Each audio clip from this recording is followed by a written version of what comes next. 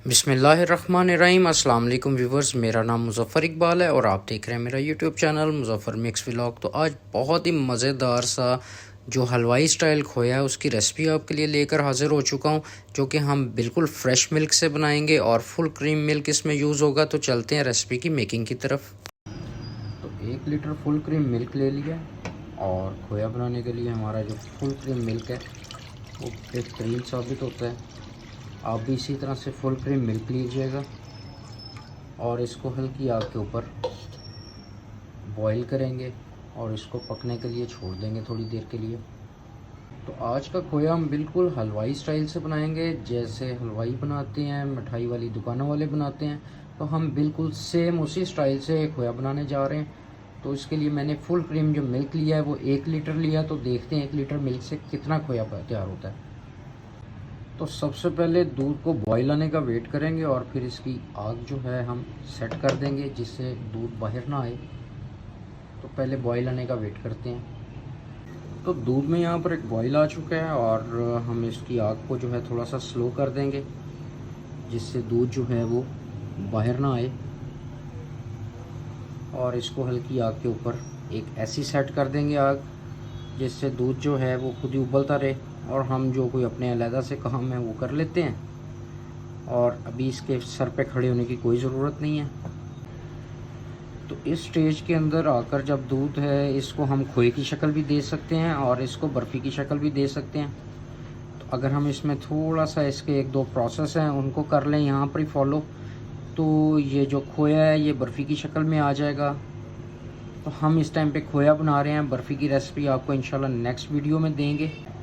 तो यहाँ पर दूध गाढ़ा होना शुरू हो गया है। अब हम इसके जो साइडों पे मलाई आती जा रही है उसको भी साइड से हटाते जाएंगे और इसी के अंदर मिक्स करते जाएंगे और साथ में थोड़ा थोड़ा चम्मच जो है वो फेरते जाएंगे।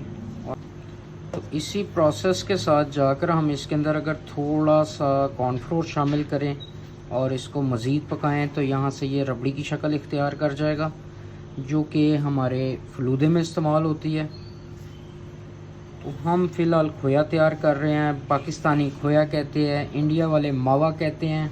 तो हम खोया तैयार कर रहे हैं और बड़ा मज़ेदार सा दानेदार खोया जो है वो तैयार हो रहा है। तो इस स्टेज पे मैंने यहाँ पर तकरीबन 1 टेबल स्पून देसी घी का लिया है, वो भी हम इसमें डाल देते हैं। मैं नॉन स्टिक पैन में बना रहा हूँ, इसमें नीचे लगने का डर तो कम होता है, लेकिन हम साथ साथ फिर भी इसको हिलाते रहेंगे। तो यहाँ पर तकरीबन खोया बनकर तैयार हो चुका है। अब हम इसको और थोड़ा सा पकाते हैं और बिल्कुल एक जान कर लेते हैं। इसको हम नीचे नहीं लगने देंगे, साथ साथ इसको अब हिलाना बहुत ज़रूरी है। तो जब इस तरह से बनने लग जाए भी इसकी चूल्हे की आग है वो बिल्कुल हम दम वाली आग कर लेते हैं और इसकी आग बिल्कुल स्लो करके इसको यकजान कर लेते हैं। तो आप यहाँ पर देख सकते हैं कि बहुत ही ज़बरदस्त सा जो खोया है वो दानेदार सा बनकर तकरीबन तैयार हो गया है। अब सिर्फ इसको थोड़ा सा जो इसके अंदर दूध है उसको ड्राई कर रहे हैं और हम साथ साथ इसको हिलाते जाएंगे। मैं बिल्कुल इसको दम वाली आग पे ले आया हूँ। अब इस टाइम पे बिल्कुल जी खोया तैयार हो गया। अब चूल्हे को बिल्कुल बंद कर देते हैं और इसको ठंडा होने देते हैं। ये आप देख सकते हैं कि खोया जो है वो बड़ा मज़ेदार सा दानेदार तैयार हो चुका है। चूल्हे को बंद करते हैं और इसको ठंडा होके जब ये ठंडा हो जाएगा हम इसको डिश आउट करेंगे। तो खोए को डिश आउट करने के लिए मैंने एक छोटी सी डिश ले ली है, उसमें हम ये सारा खोया जो है वो निकाल लेते हैं। उस स्पैचुला की मदद से ही हमें जो है इसको थोड़ा थोड़ा दबा के एक डिश के अंदर मैंने थोड़ा सा ऑयल लगा लिया था ताकि ये साथ ना जुड़े और हमें निकालने में और इसको काटने में आसानी हो। तो खोया यहाँ पर थोड़ा सा मज़ीद ठंडा हो गया था, मैंने इसको पूरी डिश में फैला दिया। अब हम इसको मज़ीद ठंडा करने के लिए थोड़ी देर के लिए फ्रिज में रख देंगे और बाद में इस्तेमाल करते हैं। तो खोया यहाँ पर बहुत ही मज़ेदार सा तैयार हो चुका है। अब मैं आपको इसको काट कर दिखाता हूँ। ये आप देख सकते हैं कि बहुत ही नरम जो है ये खोया हमारा जो तैयार हो चुका है